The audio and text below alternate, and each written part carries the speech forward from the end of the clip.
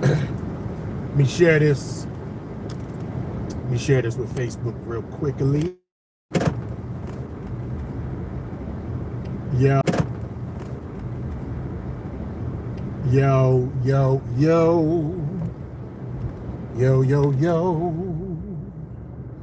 yo, yo, yo, yo, yo, yo, yo. I am here and I'm ready to do this podcast. Yes, I am a little early, but the job has slowed down. So I'm in this car, driving around town.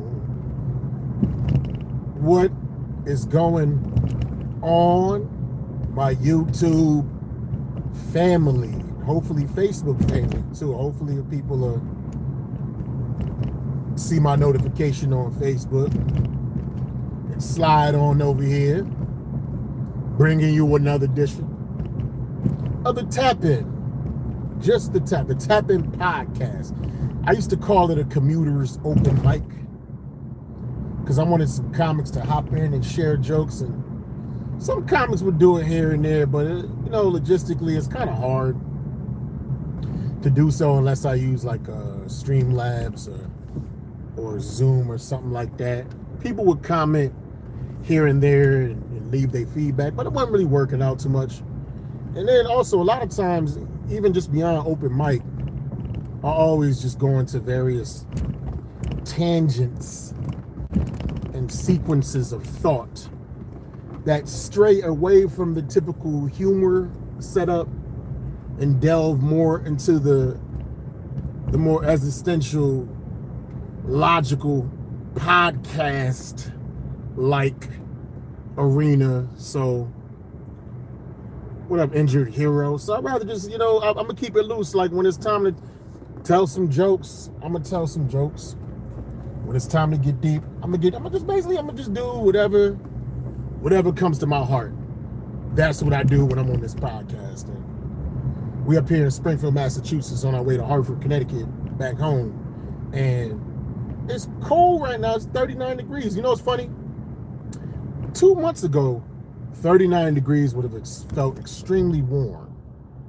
But since we was like damn near 70 last couple days, today like 39 for burr. It feels very burr, man. You know what I mean? Like it's bad frigid and chill. I'm like, do we gotta break out the thermals back again, man? We gotta break out the long johns again? You never find it in Walmart or Target. You could never find thermal underwear. It's ridiculous. So I've had the same pair of thermal drawers, all black, maybe like the past 5 years. I've had them so long, like the middle crotch region, it's just burnt out. This is a big hole in it. You know what I'm saying?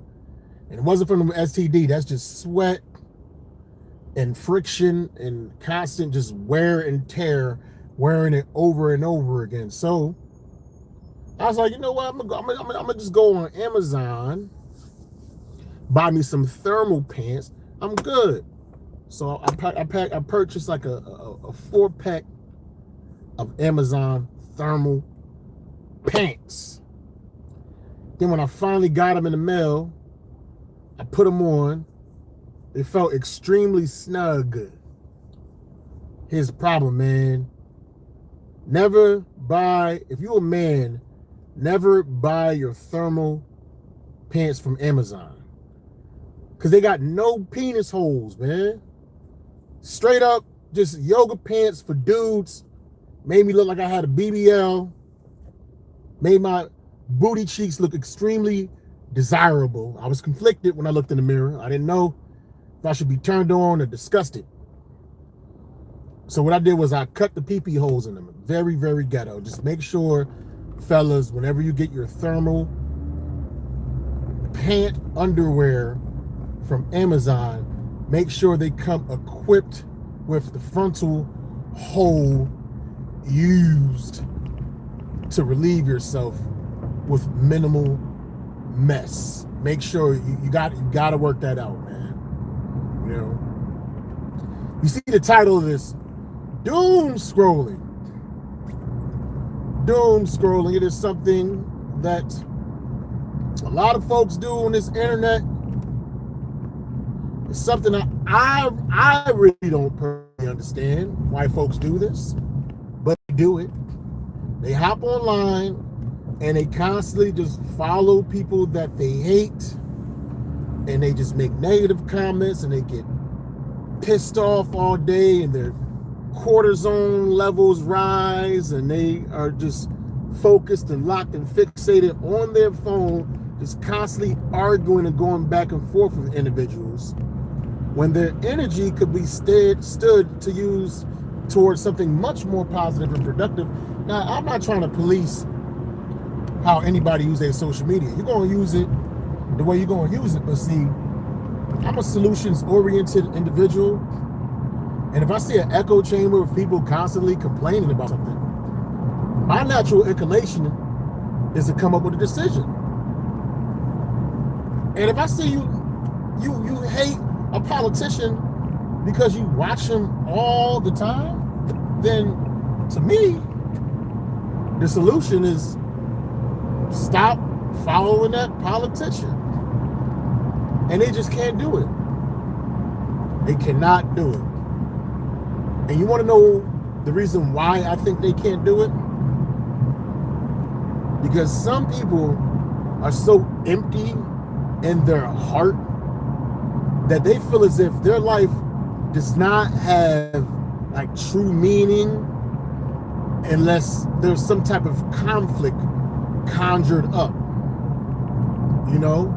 And they just watch somebody that they hate, that the media tells them. It's not even that they hate them. It's the media tells them to hate. The stuff that they constantly consume tells them to hate the individual. Because if they never watched the media that told them to hate that individual, and they only watched positive stuff about said individual, they probably would have a different mindset. So it's all programming, you know? You got to be objective about this. Like, I don't hate a politician. I don't love a politician. When I voted the way I voted based on, they say that either the lessers of two evils. I voted on a politician who's what's the word I'm looking for? Whose sensibilities and policies that I was more in more alignment with. That's why I voted the way I voted. You know what I'm saying? That's exactly why I voted the way I voted. Just because I vote for a politician does not mean I have a lifelong allegiance to every single thing that they believe of. Doesn't mean that I agree with every single thing that they say or they do. That's just who I pick for the moment. When it comes to politics, I'm like the people that only watch football during the Super Bowl. They didn't watch the preseason, they didn't watch the regular season, they didn't watch the playoffs, they didn't have no idea what's going on. All they saw was who was the past Super Bowl? They saw that Seattle Seahawks was playing the New England Patriots, and they just picked a team based on that. They may have watched a little bit of history, some highlights here and there, and they just chose their team. And then once the Super Bowl is over, you know, if the guy wins, yay, we're happy for like a day or two. And if your team loses, you're sad about it just for the day. But you're not going to watch the combine. You know, you're not going to watch the NFL draft. You're not going to watch the preseason. You're not going to watch the regular season. That's how I am with politics. I don't really pay attention to it unless it's the presidential election time, because that's the way it's hyped and promoted. And then whoever makes the most sense to me, that's who I go for. You know? But that like me, like who I vote for at one time don't define my whole existence. And people need to stop doing that, man. Just because a person made the decision to vote for this politician, like people that vote for Trump, right? And I voted for Trump, I did. Saying, am I happy with everything he's doing? You know, no. But I'm not aligned. You know what I mean? Just because I made a vote for him, that doesn't mean I'm what's the word I'm looking for? I'm complicit in every single thing that he does, everything that he says. You know, he just, at the time, he made more sense to me. You know what I mean? I'm in agreement. I'm not in agreement. Damn, I can't even talk. I don't agree with children being afforded the ability to make the decision to have gender reassignment surgery and taking therapies and stuff like that. that are under the age of 18. I don't agree with that. I don't agree with we just letting anybody in the country open borders with like minimal vetting. I don't believe in that. You know what I'm saying? I believe in us. What was the other thing he leaned on? Even though he's not doing it now, but when he was leaning on being energy independent. Speaking of whatever happened to energy in the energy independence, I thought we was going to be fracking in our own country and getting our own oil and not worrying about other countries. Yeah, he didn't. It seemed like he lied about a lot of stuff, but politicians always lie. They never stick to like 100%. He said he wasn't going no more wars. He wasn't the president of war. Now wars are going on. You know what I mean? But I don't get that deep into it. It's just you believe them for the moment, just like you see. Yo, Seattle Seahawks, maybe you wanted the Patriots to win. The Patriots say, yeah, we're going to win. We're going to do this play. We're going to execute whatever we're going to win. And then once the game actually happens, you don't know till the game happens, they just weren't able to execute the play. Trump wasn't able to execute whatever. You know what I'm saying? But just because I made the choice for the moment, that doesn't mean that I align with every single thing that he believes in. You know what I'm saying? Now, I couldn't stand Kamala Harris. I didn't like basically just leaning on race politics and winning over black people, but she won over black folks doing a terrible cosplay of what a black American person was, and a lot of black folks saw through that. And just the word salad, repeating herself, babbling. Her main campaign, not about what she gonna do for the country, but just I'm better than Trump. That shit was corny to me, man. You know.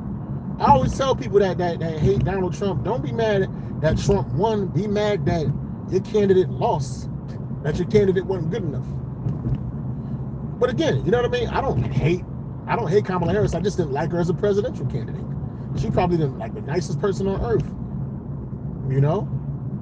But even if I don't hate anybody, I don't hate anybody, period. But even if I hated her or really had a real dislike for her, I just don't see the point in just scrolling. That's funny. Scrolling and zooming. I don't see the point in scrolling every single day and just constantly just looking for stuff to make myself mad at what she does. What type of that's what some people do. Some people will go to a movie to see it flop. You know, I'm just not that type, man. I don't care. It pops up, and the only reason I'm talking about it because it pops up in my feed. You know. There was a celebrity who I follow. I won't say the name, but they always complain about Trump. Every single day. It's like, and they're a positive celebrity, but their day is governed every single day, just micromanaging Trump under a microscope, just complaining. Like, my God, if you hate it so much, stop watching it. And so apparently Pam Bondi got fired. Trump fired her. And he made a post like, adios, Pam Bondi. And so me, you know, my slick behind comedic self, under his post I wrote, dag, well, I guess that's one thing that you can agree. I guess that's one decision that Trump made that you agree with. He's a celebrity. I doubt he even sees it. I doubt he responds, but I just find it funny. I think this is hilarious because there's some people that just hate Trump forever, and they don't agree with any decision that he makes at all, like, period. But it's funny, what if that decision truly aligns with something that they agree with? That causes some type of matrix overload. Because it's like, on the one hand, forget Trump. I don't agree with no decision that he ever makes. But he fired somebody that you didn't like. So you got to agree with it. It reminds me of this meme where some people can never give Trump credit for anything. They say Trump could find the cure for cancer, and then somebody will complain, cancer is a living organism. It has a right to live just like everything else. How dare he take cancer away? So I like seeing people that truly hate somebody that still got to give them credit somehow, some way. It's still gonna be some people that's gonna spin this a certain way. You know what I mean? I just find it funny, but I never really understood the logic in doom scrolling, man. I don't get it.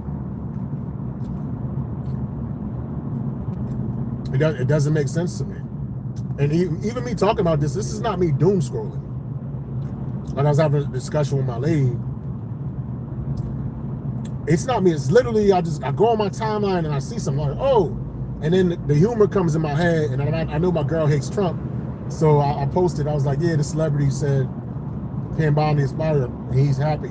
I said, but the only thing is he hates Trump, and Trump is the one that made that decision. So he has to like admit that he agrees with the decision made by somebody that he hates. And I just find the humor and the irony of that.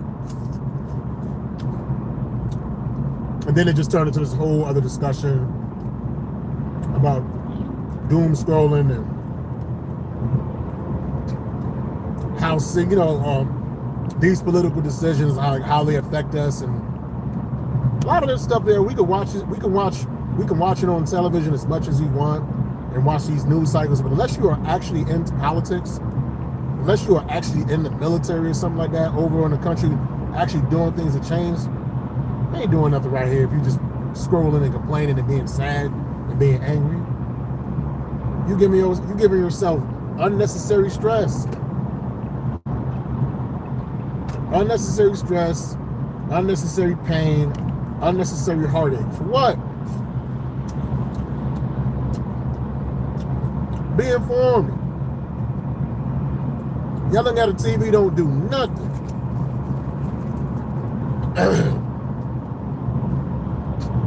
But when people don't feel good about their own lives, they need some type of conflict. They need some type of villain that gives them like some type of mantra or some daily goal of trying to vanquish evil.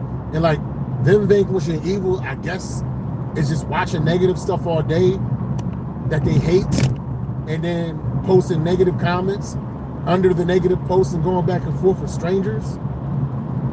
I guess they feel like they're fighting some type of holy war by doing that. I don't know.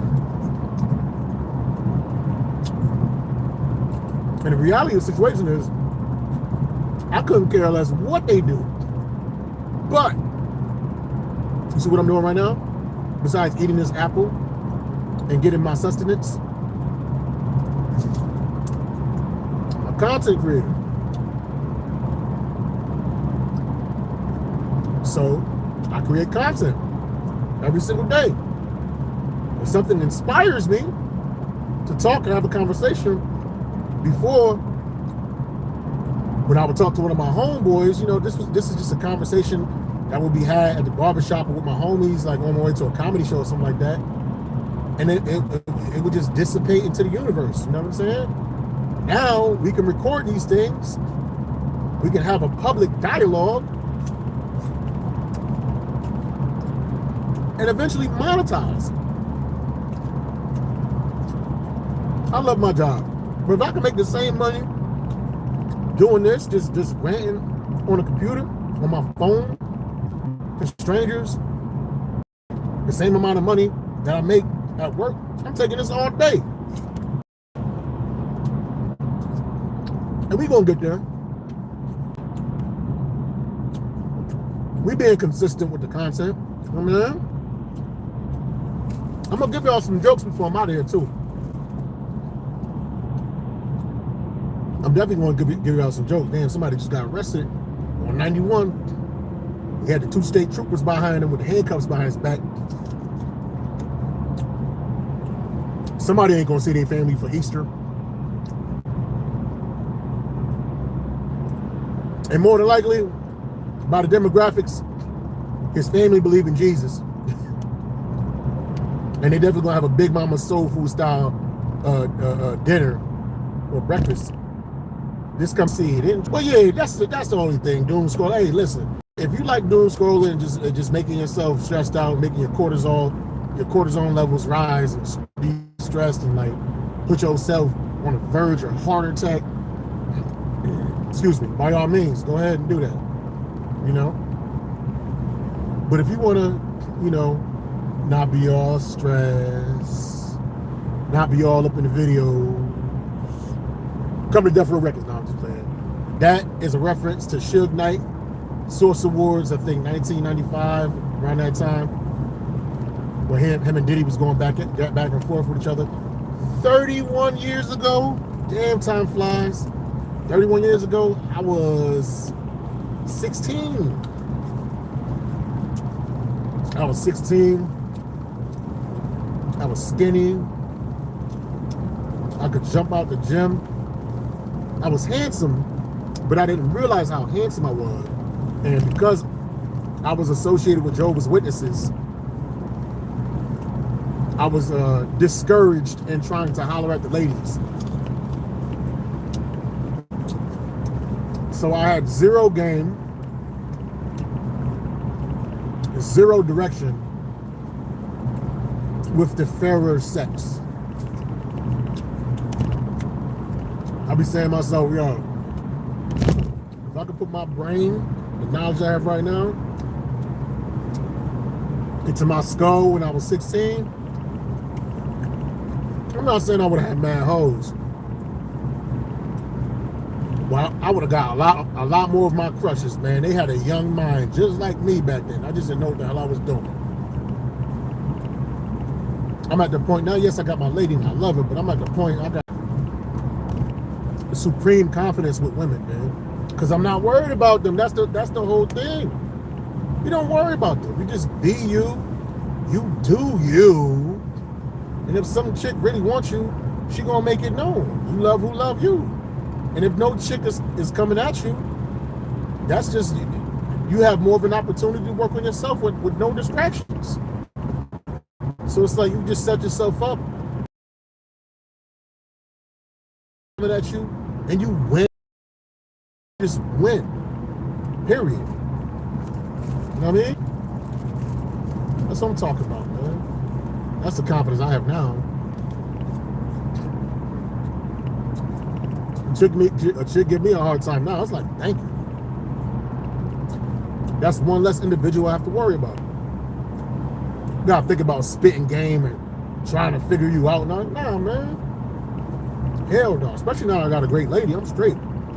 But if something happened where that situation was over, even me pushing 48 years old, there's always somebody out there. I'm not even worried. I don't have that scarcity mindset no more of almost anything, man. I'm a lot more stoic as far as how I view life, how I view reality, how I view abundance, all these things. I'm just no longer in a rush. If it's going to happen in this reality, I'll do things to make it happen. And if it don't happen in this reality, it's going to happen in the next reality. My atoms are going to be here eternally, just in different forms, just like they always have been. So whatever I don't finish now, it's going to be finished in the future. You know what I'm saying? Whatever wasn't finished in the past, I'm working on it right now. That's the way I see it. And I'm comfortable with that. That gives me a sense of peace, a sense of calm. Most of the problems that we see on Earth, if they're not damn near all of them, scarcity. Scarcity mind. You're scared that you have a limited existence. So you try to rush and do as many things possible while you're living. You know? You're scared that you have a limited amount of resources. So you try to hoard all the resources to yourself. You're scared that you don't have enough money. So you either work yourself to death or you do any type of nefarious thing to get as much money as possible. You know?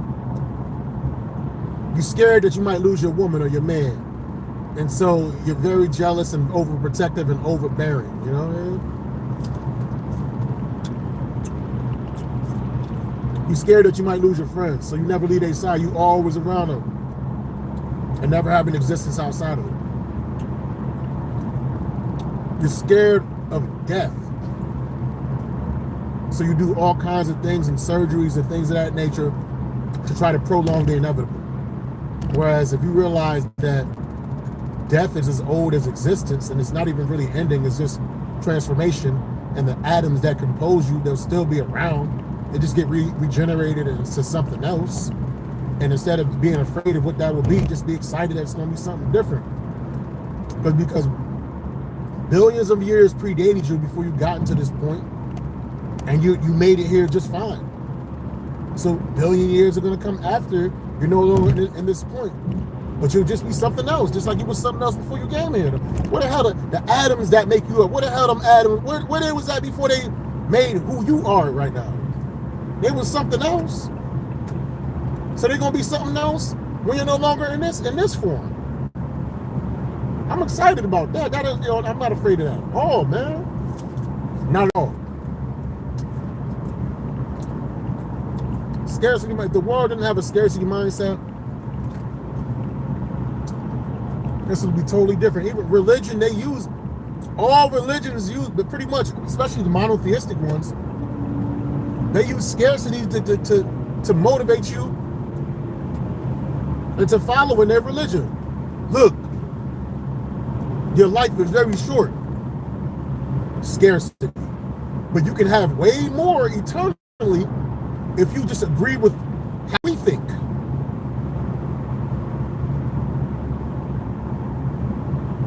If the people back then knew that we were composed of atoms and we're always being recycled, you couldn't motivate them with that logic at all. First of all, they teach you that death is a bad thing, even though death is a part of life. You see every single thing going through some type of cycle. Even water starts off in the mist, floating in the air, just like it's angelic form.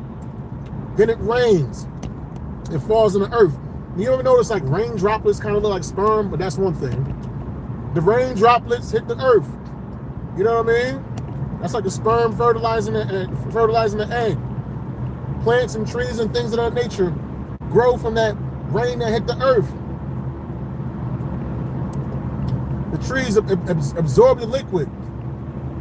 You know what I mean? It gives nutrients to the trees or the plants or whatever. You know what I'm saying? They release the excess in forms of waste, liquids, which go into the ground, get evaporated, and the cycle just repeats itself. But nobody says water dies, right? Every living creature has the same cycle as a leaf, has the same cycle as the water cycle. It's just infinite circle, infinite circle, infinite circle, infinite circle. We had to throw, somebody had to throw a monkey wrench. Like, you can look at the universe and look how everything works, how everything is an infinite cycle. Nothing has a beginning, nothing has an end. But now we're going to say human beings we had in the beginning. And if we don't agree with this line of reasoning, which nobody's really like explaining clearly what it is, and by that I mean what true God, what's the true religion, whatever. Everything is convoluted, so many different languages, so many different translations. You know, if something was so important that it hinged on you either living forever or not existing or burning forever, I think the instruction manual will be a lot more clear and not some convoluted nonsense. They say, oh, well, it's convoluted because that's how we separate people that really, really want it. No, I disagree with that logic. Why not just make it simple so that everybody can universally understand it with no excuse? And then they really make a choice. Nah, I don't want to rock with this. But they made the choice under the pretense that they understood exactly what was written. A lot of people run away from religion and stray away from things of that nature. It's not because, you know, it's evil or anything like that. It's because the way it's presented to them, the translations and all the different variations, it's too complex and complicated and convoluted. So they're making a decision based on confusion, the presentation of the information. To me, it would make way more sense to make this all universally understood, all one specific language, and then we can truly make a decision. You know what? This is the way I'm going to go because X, Y, Z. This makes sense, but you know what? I don't want to rock with it. Not all this convoluted, some in Chinese, some in Japanese, and different characters and all this, and you trying to break it down and understand it and not making any sense. I'm like, man, this is like when I was in college and I did this class called discrete structures. I forget, or some statistical class, and it was like statistics 101. But that jump was so mind-boggling and frustrating, and I'm sure it probably was simple, but it was just something I heard of before. Man, I stayed in that class for like 20 minutes, pretending like I was going to the bathroom, and I went right to the registrar's office. I withdrew that class because the presentation was just too complex and convoluted. Whereas if they made it simple so that even a 5-year-old could understand, maybe I would have stayed. But because the presentation was so complex, it made it easier for my decision to not be a part of it. And I think that's like the mindset, or that's the way a lot of people that stray away from religion, those are the reasons. Because the presentation is convoluted. It doesn't make no sense. You know? But it's all so simple. We make things way more difficult than what they actually are, yo. For years, I've been dealing with IBS, irritable bowel syndrome. Irritable bowel syndrome. And doctors, and I spoke about this the other day, they're not there to cure anything that you have. They're just there to kind of just make you cope with whatever you're dealing with. And as long as you're paying for some type of medicinal prescription. But they're not really there to give you solutions to your body. So like I said, I tried so many different things that will give like temporary relief, but very harsh on my body. Enemas. Yes, it can push the stuff out, but it just changes your whole stomach chemistry. And then what happens is when you're always in enemas and laxatives and all that, it makes your abdominal floor, and it makes your intestines weak, and it makes it get real lazy. It's like the equivalent of if you only using a wheelchair for like a long time and never walk, when it's time to walk on your own, you're going to fall. That's the same thing with your intestines, man. If you constantly doing artificial means to flush them out, the muscles get weak, and it can no longer really work on its own. So you got to retrain it. And I'm doing all these laxatives and meditation and all this stuff. Nothing was really working, and the simple solution was like, yo, once you eat your meal, always give your body 4 hours for it to digest and sweep through your intestines, and don't eat or anything else. You can drink water, but that's it. Don't put any type of carbs in your body for 4 hours. And since I've been doing, and the doctor never told me this, I just figured this out, trial and error, dealing with this shit for 5 years. Nobody told me this. I figured, matter of fact, AI helped me out with this, believe it or not. Because I thought that going into ketosis, which is going into a caloric deficit to the point where your liver starts to produce ketones, and ketones are special enzymes and chemicals that break down fat to convert it as an alternative source of energy. You know, because the first thing your body wants to break down is carbs. Carbs are for some reason your body likes breaking out carbs first. But when there are a limited amount of carbs there, your body needs another energy source. And so the next energy source that it goes to is fat. And so I was thinking like, yo, if I'm going through these ketosis, maybe the ketones will also help my digestion. And when I asked AI that question, though, do the ketones help? And it said, no, not directly, indirectly. Yes, it helps break down the fat, but the fact that you are fasting for those 4 hours, it takes about 2 hours for this mechanism called the MMC, which are the impulses that are sent through your intestines to push stuff along, to push waste through, to sweep out the waste. When you're eating food and chewing constantly, that mechanism doesn't work. You know what I'm saying? What's happening when you're eating and you're chewing, your body's digesting. It's like a blender. It's blending. You know what I'm saying?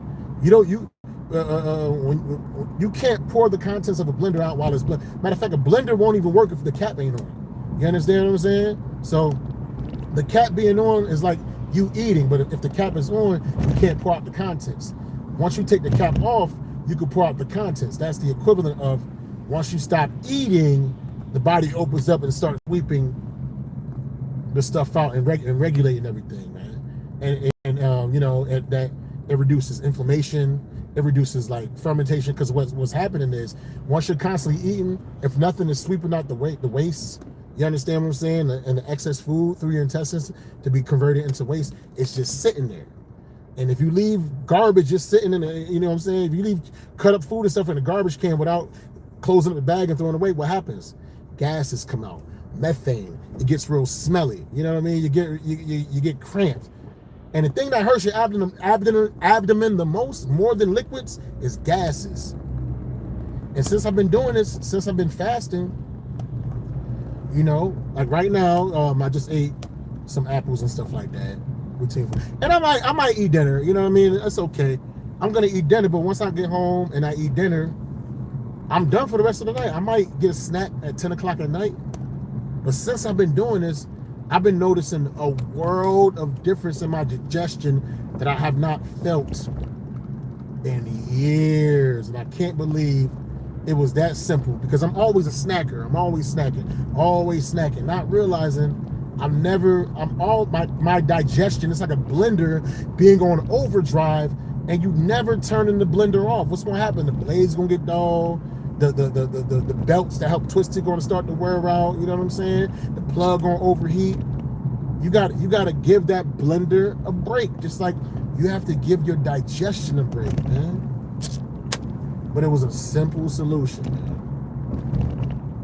I say all that to say this a lot. Some of the greatest problems that we have on Earth, we think it's so difficult, but the solution is just simple, man. And like I said, the problem is everybody has a scarcity mindset. Nobody had a scarcity mindset about life, about resources, about existence. There would be no war. There would be none of this stuff, man. If everybody treated life as something that they're experiencing, as opposed to something, you gonna let me go? What? Oh, I get it. It's a truck.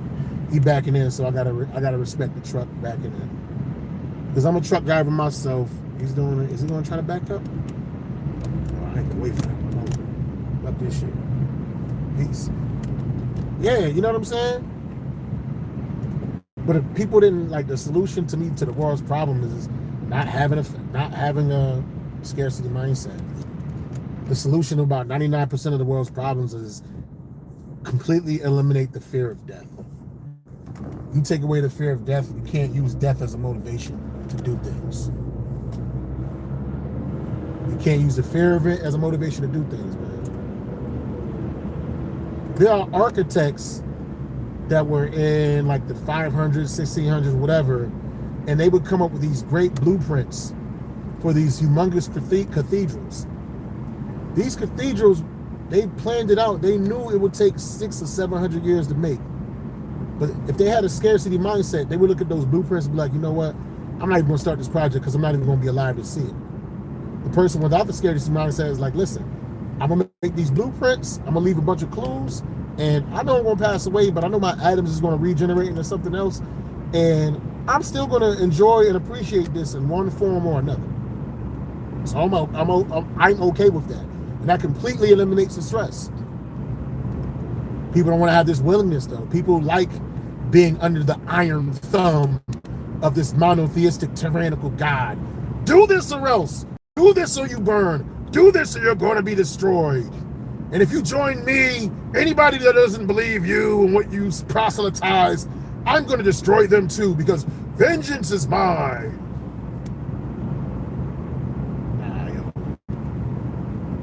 I don't do nothing for me.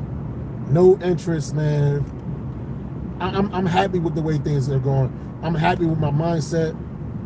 My only wish is that I wish more people thought this way. But when I start talking like this, people are so married and so programmed to their upbringing with no willingness to break out of the box.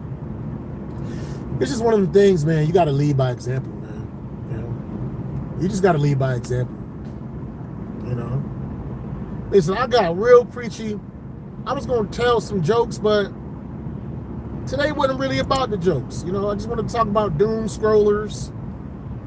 If it's bothering you that much and stressing you out and making you that sad and upset, I mean, I'm not saying completely cut off your pastime of following people you hate, but maybe instead of following and hating for 3 hours a day, maybe cut that down to 1 hour per day. Baby steps.